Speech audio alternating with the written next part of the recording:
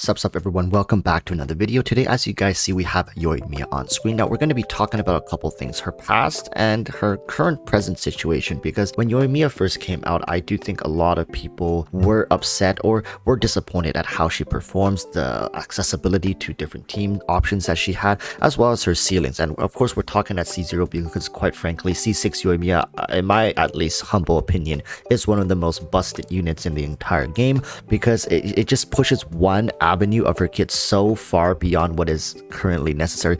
I mean, that's the same with all C6, but just even in comparison to other C6 units, Yoimiya C6 tunnels so hard in the thing that she is known for, which is her auto attack. They just tunnel so deep into that to the point where she becomes incredibly proficient at dealing with any levels of threats, to the point where you could quite frankly say she's kind of a different unit. Okay, we're talking about C0, so this is relevant to more people watching the video, both for people who have Yoimiya, people who don't have Yoimiya are potentially thinking about her. I hope this video can help you out. Now, if you do think these videos are helpful, consider subscribing, because I talk about Genshin every day. I'm always trying to find interesting things or ways to kind of get you guys seeing the game in a different perspective, and I'm always up for a challenge, meaning if you disagree with me, I'd love to hear your opinion down in the comment section below. Okay, so let's talk about Yoimiya. When she first came out, yes, essentially people were like, oh, well, you have to play her with Xingqiu. If you don't play her with Xingqiu, it kind of feels awkward. And what happened afterwards was that Yunjin also came out, and then he's like, okay, you know, Yunjin feels great with Yoimiya, and it's quite the boost, and Yoimiya mains were happy about that. And now fast forward to today, another bit of kind of help was put into the game, and this one is a little more substantial in Yelan. Now, Yelan is important for Yoimiya in that Yoimiya has this thing about her, which I think at this point it's both a pro and a con ever since Yelan came out, and that is her needing to finish her entire auto attack string in order to reap the benefits of its scaling. It's not like every single attack is weighted the same. No, as you get later into her normal attack string, so allow me to demonstrate here. As you get later into her normal attack string, the later shots do end up doing more damage. And why is this a problem? This is a problem because in the game of Genshin Impact, I would say it's a quite fast-paced combat game. And what that means is that things happen incredibly quick, which oftentimes don't allow you the luxury of standing there and finishing everything. That's why animation cancels are so proficient in characters such as Zhao, Hu Tao, Klee, and even Claymore users who have longer animations. People have developed animation cancels or newer animations to kind of shed down on the time needed to be spent in animation dealing damage. Well, you can't really get away with that when it comes to Yoimiya. So since the dawn of her introduction to the game, you've been pairing her with Zhongli if you had Zhongli, and that pretty much hasn't changed. People be like, oh, well, you know, you have Yunjin now, why don't you use Yunjin? Well, here's the thing about Yunjin, right? Yunjin, she excels at buffing normal attacks. However, you know, Crystallize in its current state is not really desirable, especially for complete reliance on defense. I think you could say, okay, Crystallize could benefit you midway through a fight, when, let's say, if you have a C0 Zhongli, not fully well built yet, and your shield feels kind of lackluster, it might crack and break, and you will have to wait 2 seconds before Zhongli's elemental skill comes back. Well, you know, a crystallized shield could be great in that time period, but it's not something you should be having on Yoimiya and relying on its entirety to protect you during her full normal attack sequence, if that makes sense. So you end up having to rely on Zhongli. And for the most part, the team most people used to run was Yoimiya, Xingqiu, Bennett, and then Zhongli. Now, this is a team that's pretty good, and till this day, I think some people might still consider running that if they don't have, let's say, Yelan, they don't have Yunjin built up. It's a fine team, but you see, that just adds a whole new layer of difficulty for Yoimiya to function. So what I mean by that is, when you're playing that team, Yoimiya is a character who wants to create some level of distance. And in fact, if you look at her normal attack string, she creates quite a bit of distance herself. So we can take a look like this. So here's the problem, right? Let's say Bennett, boom, drops a burst, you switch to Yoimiya. Watch what happens as she auto attacks. That's one sequence. So she went from here, one sequence of auto attack later, she went almost 2 blocks backwards, if you guys can see, almost 2, and then you're gonna go again, bam. And at this point, we started like over here, and that's 2, and during a Bennett burst, I'd say you can probably fit like 3, maybe 4 in there. So what ends up happening is you almost definitely have to auto, and then dash forward, and then auto. So what ends up happening is you yourself as a ranged unit forcibly closes the gap between yourself and the enemies. Now, why am I mentioning all this stuff?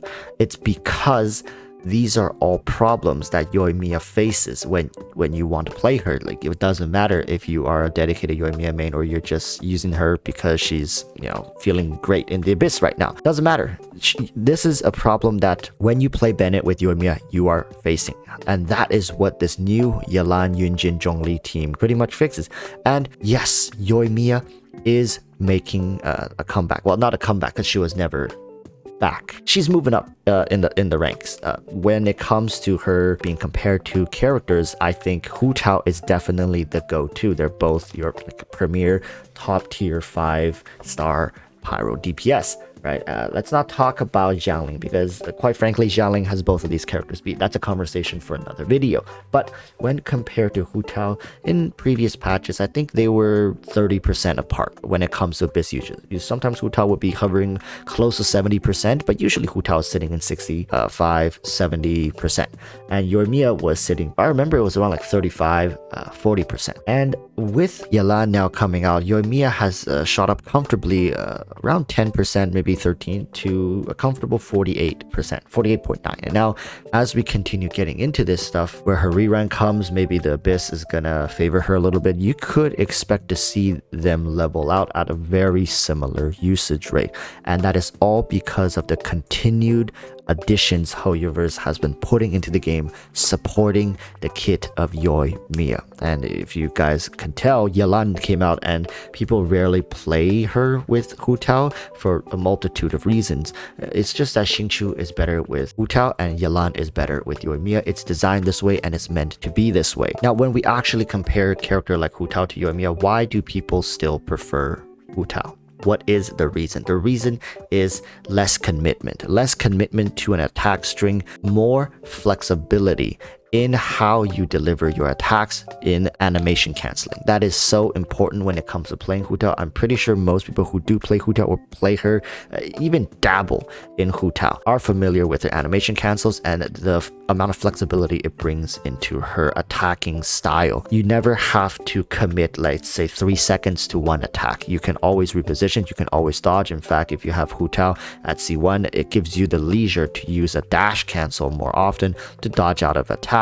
Also, Hu Tao has her burst skill, which innately heals her. And if you can see this team with Yoimiya, with Yelan, Yunjin, Zhongli, no healers. But with double Geo and a Zhongli, you don't need any healers unless you run into anti-shielding, which then we have another issue. However, most anti-shielding does not stagger you. So when it comes to Yoimiya, she doesn't really mind it, but yeah, no healers is definitely gonna hurt. However, Hu Tao has that built into her own kit. Well, that just kind of makes her a complete unit. Hu Tao's current best team is Hu Tao, Xingqiu, Albedo, and Zhongli. As you guys see, a very similar style, almost identical, with just a little bit off. And Hu Tao is superior in the way that she can heal herself, quite frankly. Like, that's making a huge difference in this, and that healing allows Hu Tao to be brought into content that they could be anti-shield units or whatever. Hu Tao doesn't really care. She can just use her burst, heal back up, along with Xingqiu's healing. You guys might think of Xingqiu's healing, but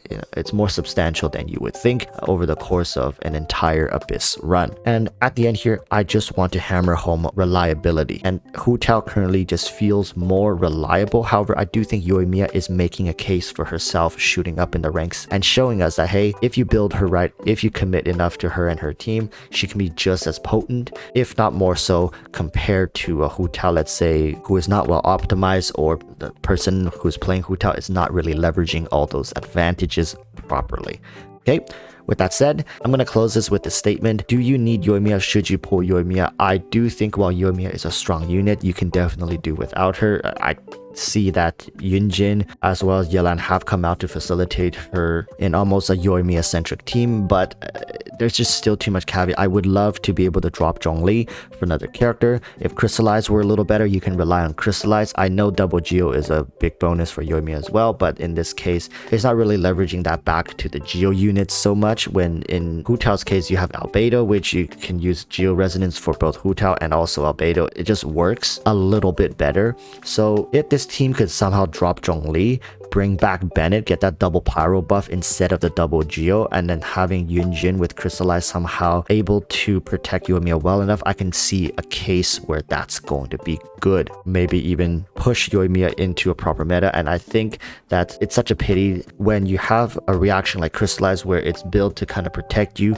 and give you coverage from stagger, from damage, albeit you do have to refresh quite often. But like I said before, when you're playing with Bennett, you have to dash around anyway to stay in the circle, so you're not really losing out much. Everything works together quite well. So until maybe Crystallize gets fixed and becomes a more reliable defensive tool, I do think Yoimiya will kind of feel stuck in this position where you are forced to stack more damage and you cannot have it any other way. But please let me know what you think. Are you getting Yoimiya? If you already have her, how are you building her? What's your favorite team and what you agree and don't agree with? I'd love to see you guys in my live stream today, where we'll go further into discussion regarding characters, content, as well as just having a good time. All right, until then, urge you all to stay safe and peace.